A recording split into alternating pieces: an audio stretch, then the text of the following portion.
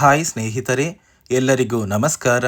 ನೋಡಿ, ಗೃಹಲಕ್ಷ್ಮಿ ಯೋಜನೆಯ ಪ್ರತಿಯೊಂದು ಫಲಾನುಭವಿಗಳಿಗೆ ಸರ್ಕಾರದಿಂದ ಭರ್ಜರಿ ಗುಡ್ ನ್ಯೂಸ್ನ ಕೊಟ್ಟಿದ್ದು, ನಿಮ್ಮ ಬ್ಯಾಂಕ್ ಖಾತೆಗೆ ಒಟ್ಟಿಗೆ 6,000 ಹಣನ ಹಣಕಾಸು ಇಲಾಖೆ ಜಮಾ ಮಾಡ್ತಾ ಇದೆ. ಗೃಹಲಕ್ಷ್ಮಿ ಯೋಜನೆಯ 16 ಮತ್ತು 17ನೇ ಕಂತಿನ 4,000 ಹಣ, ಇದರ ಜೊತೆ ಅನ್ನಭಾಗ್ಯ ಯೋಜನೆಯ 5 ಕಂತಿನ 2,000 ಹಣ, ಒಟ್ಟಾರೆ 6,000 ಹಣ ಇಂದು ಶುಕ್ರವಾರ ಕರ್ನಾಟಕದ 27 ಜಿಲ್ಲೆಗಳ ಪ್ರತಿಯೊಂದು ಫಲಾನುಭವಿಗಳಿಗೆ ಸರ್ಕಾರ ಈ ಒಂದು ಹಣನ ಜಮಾ ಮಾಡ್ತಾ ಇದ್ದು, ಈ 6,000 ಹಣನ ನೀವು ಪಡ್ಕೋಬೇಕು ಅಂದರೆ ಸರ್ಕಾರ ಪ್ರತಿಯೊಂದು ಫಲಾನುಭವಿಗಳಿಗೆ 5 ಹೊಸ ನಿಯಮಗಳನ್ನ ಕೂಡ ಜಾರಿಗೆ ತಂದಿದೆ.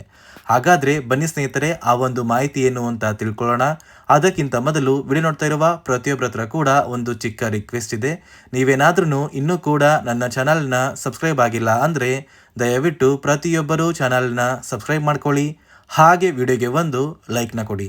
ಹೌದು ವೀಕ್ಷಕರೇ, ಗೃಹಲಕ್ಷ್ಮಿ ಯೋಜನೆಯ 16ನೇ ಕಂತಿನ ಹಣಕ್ಕಾಗಿ ಯಾರೆಲ್ಲ ಫಲಾನುಭವಿಗಳು ಪ್ರತಿನಿತ್ಯವೂ ಕೂಡ ವೆಯ್ಟ್ ಮಾಡ್ತಾ ಇದ್ರಿ, ಇಂತಹ ಪ್ರತಿಯೊಂದು ಫಲಾನುಭವಿಗಳ ಬ್ಯಾಂಕ್ ಖಾತೆಗೆ ಗೃಹಲಕ್ಷ್ಮಿ ಯೋಜನೆಯ 2 ಕಂತಿನ 4,000 ಹಣ, ಇದರ ಜೊತೆ ಅನ್ನಭಾಗ್ಯ ಯೋಜನೆಯ 5 ಕಂತಿನ 2,000 ಹಣ, ಒಟ್ಟಾರೆ 6,000 ಹಣನ ಪ್ರತಿಯೊಂದು ಫಲಾನುಭವಿಗಳಿಗೆ ಸರ್ಕಾರ ಇಂದು ಶುಕ್ರವಾರ ಜಮಾ ಮಾಡ್ತಾ ಇದ್ದು, ಈ ಒಂದು ಹಣ ಕರ್ನಾಟಕದ 27 ಜಿಲ್ಲೆಗಳ ಪ್ರತಿಯೊಂದು ಫಲಾನುಭವಿಗಳಿಗೆ ಇಂದು ಜಮಾ ಆಗ್ತಾ ಇದೆ.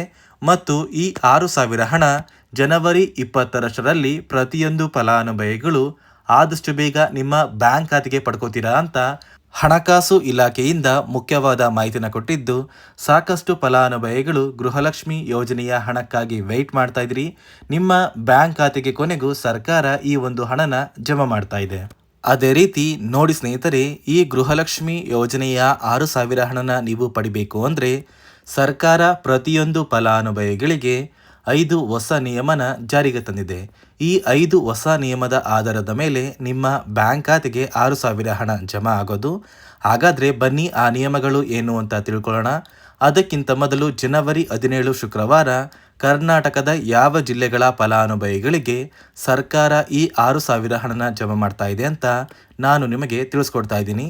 ಮೊದಲಿಗೆ ಬಾಗಲಕೋಟೆ, ಬೆಳಗಾವಿ, ವಿಜಯಪುರ, ಧಾರವಾಡ, ಗದಗ, ಹಾವೇರಿ, ಉತ್ತರ ಕನ್ನಡ, ಬೆಂಗಳೂರು ನಗರ, ಬೆಂಗಳೂರು ಗ್ರಾಮಾಂತರ, ರಾಮನಗರ, ಚಿಕ್ಕಬಳ್ಳಾಪುರ, ಚಿತ್ರದುರ್ಗ, ದಾವಣಗೆರೆ, ಕೋಲಾರ, ಶಿವಮೊಗ್ಗ, ತುಮಕೂರು, ಬಳ್ಳಾರಿ, ಬೀದರ್, ಕಲಬುರಗಿ, ಕೊಪ್ಪಳ, ರಾಯಚೂರು, ಯಾದಗಿರಿ, ವಿಜಯನಗರ, ಚಾಮರಾಜನಗರ, ಚಿಕ್ಕಮಗಳೂರು, ದಕ್ಷಿಣ ಕನ್ನಡ, ಹಾಸನ, ಕೊಡಗು, ಮಂಡ್ಯ, ಮೈಸೂರು, ಉಡುಪಿ ಈ ಜಿಲ್ಲೆಗಳ ಪ್ರತಿಯೊಂದು ಫಲಾನುಭವಿಗಳ ಬ್ಯಾಂಕ್ ಖಾತೆಗೆ ಸರ್ಕಾರ ಗೃಹಲಕ್ಷ್ಮಿ ಯೋಜನೆಯ 4,000 ಹಣ ಅಂದರೆ 2 ಕಂತಿನ 4,000 ಹಣ, ಇದರ ಜೊತೆ ಅನ್ನಭಾಗ್ಯ ಯೋಜನೆಯ ಪೆಂಡಿಂಗ್ ಇರುವಂತಹ 5 ಕಂತಿನ 2,000 ಹಣ, ಒಟ್ಟಾರೆ 6,000 ಹಣನ ಪ್ರತಿಯೊಂದು ಫಲಾನುಭವಿಗಳಿಗೆ ಜನವರಿ 17 ಶುಕ್ರವಾರದಿಂದ ನಿಮ್ಮ ಬ್ಯಾಂಕ್ ಖಾತೆಗೆ ನೇರವಾಗಿ ಡಿಬಿಟಿ ಮೂಲಕ ಜಮಾ ಮಾಡ್ತಾ ಇದೆ. ಆದಷ್ಟು ಬೇಗ ಜನವರಿ 20ರಷ್ಟರಲ್ಲಿ ಈ 6,000 ಹಣ ಪ್ರತಿಯೊಂದು ಫಲಾನುಭವಿಗಳ ಬ್ಯಾಂಕ್ ಖಾತೆಗೆ ಜಮಾ ಮಾಡ್ತೀವಿ ಅಂತ ಹಣಕಾಸು ಇಲಾಖೆ ಒಂದು ಭರವಸೆನ ಕೊಟ್ಟಿದೆ. ಮತ್ತೆ ಸ್ನೇಹಿತರೆ, ಈ ಬಾರಿ 16 ಮತ್ತು 17ನೇ ಕಂತಿನ ಹಣ ಕರ್ನಾಟಕದ 1,20,000 ಫಲಾನುಭವಿಗಳ ಬ್ಯಾಂಕ್ ಖಾತೆಗೆ ಸರ್ಕಾರ ಜಮಾ ಮಾಡ್ತಾ ಇಲ್ಲ. ಗೃಹಲಕ್ಷ್ಮಿ ಯೋಜನೆಯ ಪ್ರತಿಯೊಂದು ಫಲಾನುಭವಿಗಳಿಗೆ ಸರ್ಕಾರ 5 ಹೊಸ ನಿಯಮಗಳನ್ನ ಜಾರಿಗೆ ತಂದಿದೆ. ಈ 5 ಹೊಸ ನಿಯಮದ ಆಧಾರದ ಮೇಲೆ ಪ್ರತಿಯೊಂದು ಫಲಾನುಭವಿಗಳಿಗೆ ಸರ್ಕಾರ 16 ಮತ್ತು 17ನೇ ಕಂತಿನ 4,000 ಹಣನ ಜಮಾ ಮಾಡ್ತಾ ಇದೆ. ಒಂದು ವೇಳೆ ನೀವು ಈ 5 ಹೊಸ ನಿಯಮಗಳನ್ನ ಪಾಲಿಸಿಲ್ಲ ಅಂದರೆ ನಿಮ್ಮ ಬ್ಯಾಂಕ್ ಖಾತೆಗೆ ಯಾವುದೇ ರೀತಿಯ ಗೃಹಲಕ್ಷ್ಮಿ ಯೋಜನೆಯ ಹಣ ಜಮಾ ಆಗೋದಿಲ್ಲ ಅಂತ ಸರ್ಕಾರ ಪ್ರತಿಯೊಂದು ಫಲಾನುಭವಿಗಳಿಗೆ ಒಂದು ಮುಖ್ಯವಾದ ಮಾಹಿತಿನ ಕೊಟ್ಟಿದೆ.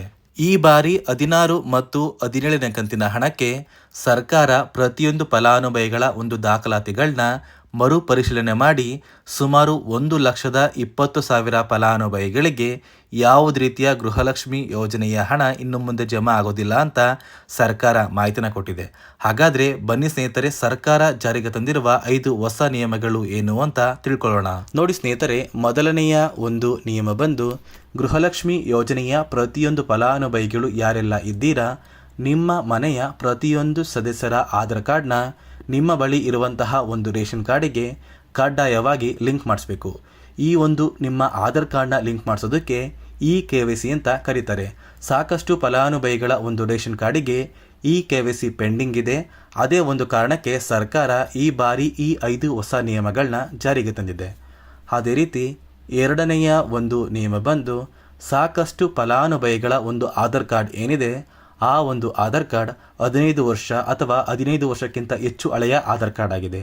ಈ ಒಂದು ಫಲಾನುಭವಿಗಳು ಅವರ ಆಧಾರ್ ಕಾರ್ಡ್ಗೆ ಯಾವುದೇ ರೀತಿಯ ತಿದ್ದುಪಡಿ ಕೂಡ ಮಾಡಿಸಿಲ್ಲ ಮತ್ತು ಯಾವುದೇ ರೀತಿಯ ಒಂದು ಅಪ್ಡೇಟ್ನ ಕೂಡ ಮಾಡಿಸಿಲ್ಲ. ಅದೇ ಒಂದು ಕಾರಣಕ್ಕೆ ನಿಮ್ಮ ಆಧಾರ್ ಕಾರ್ಡ್ನ ನೀವು ತಿದ್ದುಪಡಿ ಮಾಡಿಸಿಲ್ಲ ಅಂದರೆ ನಿಮ್ಮ ಬ್ಯಾಂಕ್ ಖಾತೆಗೆ 2,000 ಹಣ ಜಮಾ ಆಗ್ತಾ ಇಲ್ಲ. ಮತ್ತೆ ಸ್ನೇಹಿತರೆ, ಸರ್ಕಾರ 16ನೇ ಕಂತಿನ ಹಣನ ಜಮಾ ಮಾಡುವ ಮುಂಚೆ ಪ್ರತಿಯೊಂದು ಫಲಾನುಭವಿಗಳ ಒಂದು ದಾಖಲಾತಿಗಳನ್ನ ಮರುಪರಿಶೀಲನೆ ಮಾಡಿದ್ದಾರೆ. ಈ ಒಂದು ಸಂದರ್ಭದಲ್ಲಿ ಫಲಾನುಭವಿಗಳು ಸರ್ಕಾರಕ್ಕೆ ತೆರಿಗೆನ ಕಟ್ತಾ ಇರೋದು ತಿಳಿದು ಬಂದಿದೆ. ಅದೇ ರೀತಿ 4ನೆಯ ಒಂದು ನಿಯಮ ಬಂದು ಸರ್ಕಾರದಿಂದ ಬರುವಂತಹ ಒಂದು ರೇಷನ್ನ ಕಳೆದ 3 ತಿಂಗಳಿಂದ ನೀವು ಪಡ್ಕೊಂಡಿಲ್ಲ ಅಂದರೆ ನಿಮ್ಮ ಬ್ಯಾಂಕ್ ಖಾತೆಗೆ ಗೃಹಲಕ್ಷ್ಮಿ ಯೋಜನೆಯ ಹಣ ಜಮಾ ಆಗೋದಿಲ್ಲ. ಮತ್ತು ಸ್ನೇಹಿತರೆ, 5ನೆಯ ಒಂದು ನಿಯಮ ಬಂದು ನಿಮ್ಮ ಒಂದು ವಾರ್ಷಿಕ ಆದಾಯ 7 ಲಕ್ಷಕ್ಕಿಂತ ಕಡಿಮೆ ಇರಬೇಕು. ಒಂದು ವೇಳೆ ವಾರ್ಷಿಕ ಆದಾಯ 7 ಲಕ್ಷಕ್ಕಿಂತ ಜಾಸ್ತಿ ಇದ್ದರೆ ನಿಮ್ಮ ಬ್ಯಾಂಕ್ ಖಾತೆಗೆ ಗೃಹಲಕ್ಷ್ಮಿ ಯೋಜನೆಯ ಹಣ ಬರೋದಿಲ್ಲ. ಈ 5 ನಿಯಮದ ಆಧಾರದ ಮೇಲೆ ಪ್ರತಿಯೊಂದು ಫಲಾನುಭವಿಗಳಿಗೂ ಹಣ ಜಮಾ ಆಗ್ತಾ ಇದೆ. ಇಂದು ಶುಕ್ರವಾರ ಕರ್ನಾಟಕದ 27 ಜಿಲ್ಲೆಗಳ ಪ್ರತಿಯೊಂದು ಫಲಾನುಭವಿಗಳ ಬ್ಯಾಂಕ್ ಖಾತೆಗೆ ಸರ್ಕಾರದಿಂದ ಗೃಹಲಕ್ಷ್ಮಿ ಯೋಜನೆಯ 2 ಕಂತಿನ 4,000 ಹಣ, ಇದರ ಜೊತೆ ಅನ್ನಭಾಗ್ಯ ಯೋಜನೆಯ 5 ಕಂತಿನ 2,000 ಹಣ, ಒಟ್ಟಾರೆ 6,000 ಹಣನ ಪ್ರತಿಯೊಂದು ಫಲಾನುಭವಿಗಳಿಗೆ ಸರ್ಕಾರ ಜಮಾ ಮಾಡ್ತಾ ಇದೆ ಅಂತ ಹೇಳ್ತಾ, ಇದಿಷ್ಟು ಗೃಹಲಕ್ಷ್ಮಿ ಮತ್ತು ಅನ್ನಭಾಗ್ಯ ಯೋಜನೆಯ ಪ್ರತಿಯೊಂದು ಫಲಾನುಭವಿಗಳಿಗೆ ಸರ್ಕಾರದಿಂದ ಬಂದಿರುವಂತಹ ಒಂದು ಮಾಹಿತಿಯಾಗಿದೆ. ನಾನು ಕೊಟ್ಟಿರುವಂತಹ ಮಾಹಿತಿ ನಿಮಗೆ ಇಷ್ಟ ಆಗಿದ್ರೆ ದಯವಿಟ್ಟು ನನ್ನ ಚಾನಲ್ನ ಸಬ್ಸ್ಕ್ರೈಬ್ ಮಾಡ್ಕೊಳ್ಳಿ. ಹಾಗೆ ವಿಡಿಯೋಗೆ ಒಂದು ಲೈಕ್ನ ಕೊಡಿ.